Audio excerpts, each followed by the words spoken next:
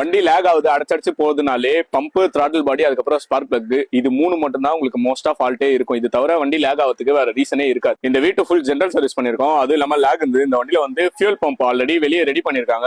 Version 2 பொறுத்த வரைக்கும் ஒரு மெயினான ஹோஸ் வரும், பெட்ரோல் ஹோஸ். அதுல தான் பிரஷர் போவோம். அந்த ஹோஸே ஃபுல்லா டேமேஜ் பண்ணிருந்தாங்க. எப்பயுமே R15 சீரிஸ்க்கு நீங்க மோட்டர் மாத்துறீங்க, மோட்டர் ஃபில்டர் மாத்துறீங்க, பம்ப் ரெடி பண்ணி போறீங்கன்னா KTM மோட்டர் ஃபில்டர் தான் போடணும். ஏன்னா R15 விட KTM மோட்டர் வந்து ஹெவியா இருக்கும். உங்களுக்கு லைஃப் வரும், பிரஷரும் நல்லாவே இருக்கும். Yamaha எது எடுத்தாலுமே உங்களுக்கு ஹை மெயின்டெனன்ஸா தான் இருக்கும். ஏன்னா இந்த வண்டி எல்லாமே ஹை மெயின்டெனன்ஸ் வண்டி. ஒரு ஸ்பேரும் காஸ்ட் பயங்கரமா இருக்கும். இது வந்து வெர்ஷன் 2ல 2015க்கு முன்னாடி வந்த வண்டி. வெர்ஷன் 2 என்னதான் பாக்கிறதுக்கு ஒரே மாதிரி இருந்தாலும் 2015க்கு முன்னாடி வந்த வண்டியோட எலக்ட்ரிக்கல் எல்லாமே டோட்டலா வேற. 2015க்கு அப்புறம் வந்த எலக்ட்ரிக்கல்ஸ் எல்லாமே டோட்டலா வேற.